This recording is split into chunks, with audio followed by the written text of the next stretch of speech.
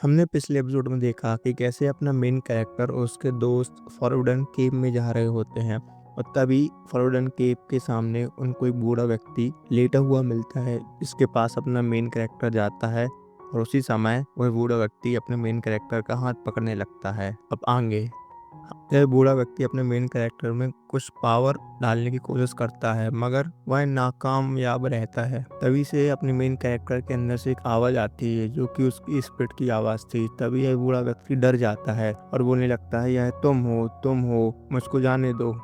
जो कुछ भी कहा था तुमने, मैं तुम्हारे बच्चे के लिए किया है, मुझको जाने दो, मैं मरना नहीं चाहता। तभी वह बूढ़ा व्यक्ति भाग जाता है। तभी वह लड़की बोलती है अपने मेन कैरेक्टर से कि क्या तुम इसको जानते हो? तभी मेन कैरेक्टर बोलता है, इसको छोड़ो, हम गुफा के अंदर चलते हैं।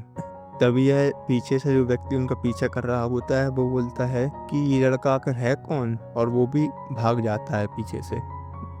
तभी अपने मेन कैरेक्टर की स्पिरिट बोलती है कि तुम बाजू से जाओ, नहीं तुम दाएं से जाओ। उसकी स्पिरिट पूछती है उससे कि क्या तुम उस बुड्ढे को जानते हो?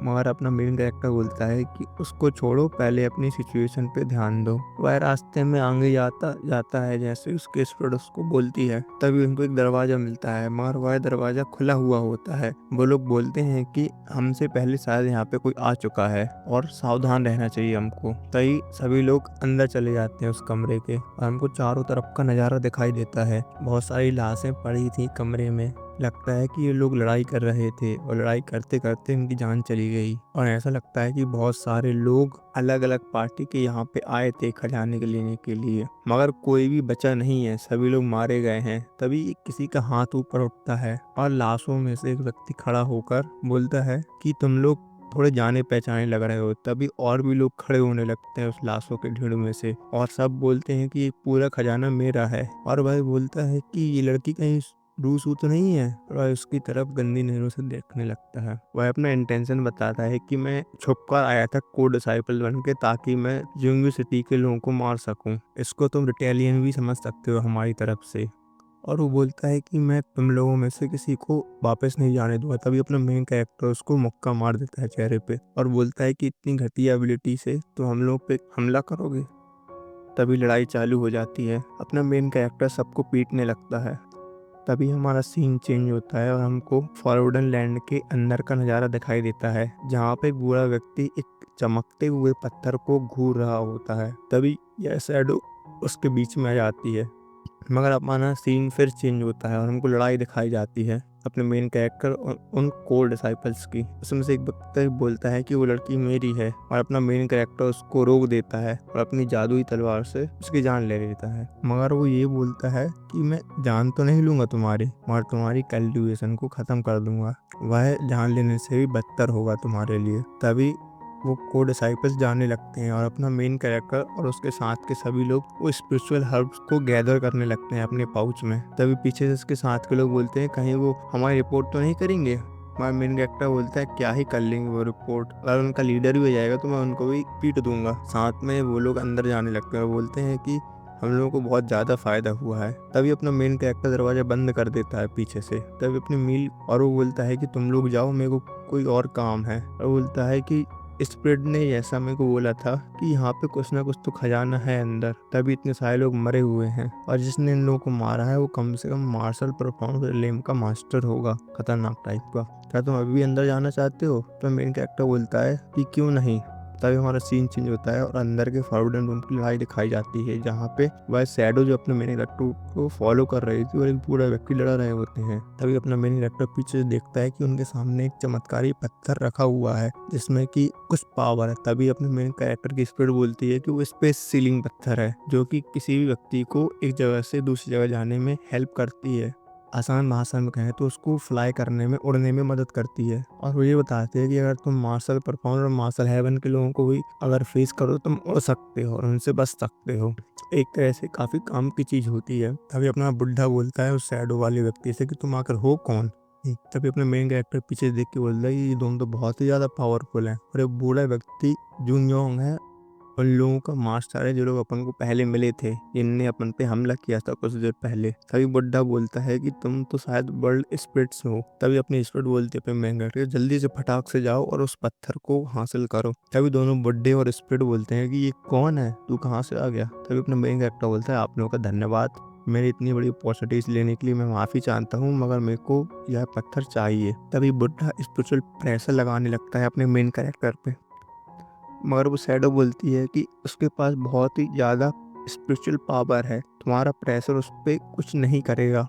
और तभी अपना मेन कैरेक्टर पत्थर को एब्जॉर्ब करने लगता है और ऐसा लगता है कि उस पत्थर की नॉलेज अपने मेन कैरेक्टर के दिमाग में आ गई है। और उसी समय अपना मेन कैरेक्टर बेहोश हो जाता है। बुड्ढा बोलता है कि ये बेहोश क्यों हो गया है। तभी शैडो बोलती है कि यह स्पेस क्रॉसिंग टेक्निक सिर्फ उन लोगों को हासिल होगी इसके पास सफिशिएंट कल्टीवेशन होगा, उसके पास सफिशिएंट कल्टीवेशन नहीं होगा वो मारा जाएगा और उसकी बॉडी पे बहुत ज़्यादा प्रेशर पड़ेगा। और जब तक वह व्यक्ति मरता नहीं उस प्रेशर से, तब तक वह टेक्निक उस व्यक्ति के पास ही रहेगी जिसने उसको हासिल किया। और जैसे ही वह मर जाता है तो स्पिरिचुअल टेक्निक किसी और को अपना मास्टर चुन लेगी। तभी अपनी शैडो बोलती है मन ही मन, अगर तुमने यहाँ पे कुछ मिराकल कर दिया तो वह तुम्हारे ऊपर है, तुम ले सकते हो स्पिरिचुअल स्टोन को। ऐसा देखते लगता है कि शैडो अपने मेन कैरेक्टर की परवाह करता है, और अगर तुम मर गए तो वो तुम्हारी किस्मत में लिखा होगा। तभी कुछ चमकता है अपने मेन कैरेक्टर के अंदर से और हमारा सीन चेंज होता है। एक बहुत बड़ा ड्रैगन दिखता है हमको, इसके पीछे लाइटिंग चमकती है और एकदम से अपने मेन कैरेक्टर की आंखें खुलती हैं अपने माइंड रिलेम में, जहाँ पे उसको एक बड़ा सा दरवाजा दिखता है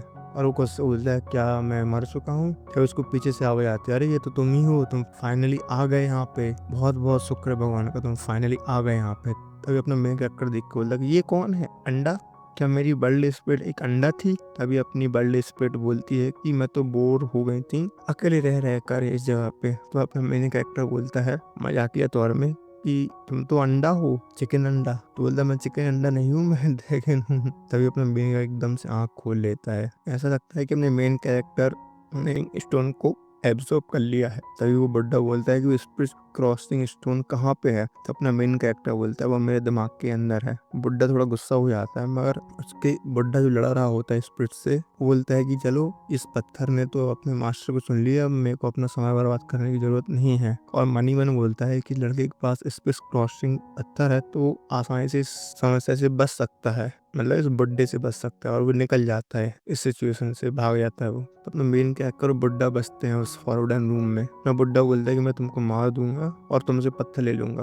तभी हमारा वो दूसरा बुड्ढा जो अपन को मेन गेट के सामने मिला था वो अपीयर हो जाता है। और ये दूसरा बुड्ढा पहले बुड्ढे की गर्दन पकड़े हुए हैं और वो बोल रहा है कि तुम तो मार्शल हेवन रिलीम के हो, तुम उसको अटैक नहीं करना चाहिए। एकदम से दूसरे बुड्ढे की जान ले लेता है और धमाका इतना बड़ा होता है कि पूरी गुफा टूटने लगती है। अपना मेन कैरेक्टर निकल जाता है गुफा के बाहर। तभी वो क्वेश्चन पूछता है कि क्या हो गया, तुम अंडे क्यों हो, अपनी स्पिरिट से पूछता है, और ये सिचुएशन क्या है। तभी अपनी स्पिरिट बोलती है कि तुम इतना बोलते क्यों हो, पहले इस समस्या से तो निकल जाओ। तभी हमारा सीन चेंज हो जाता है। हमको दिखता है कि वो गर्ल परेशान हो रही थी अपने मेन कैरेक्टर के लिए कि वो कब वापस आएगा, और वहीं से गुफा टूटने लगती है, उसकी चिंता बढ़ जाती है। तभी ये लोग भाग जाते हैं उसका हाथ पकड़ के, ताकि ये लोग भी इस सिचुएशन में ना फंसे। एकदम से लोग गुफा के बाहर निकलते हैं और बहुत बड़ा धमाका हो जाता है गुफा के अंदर।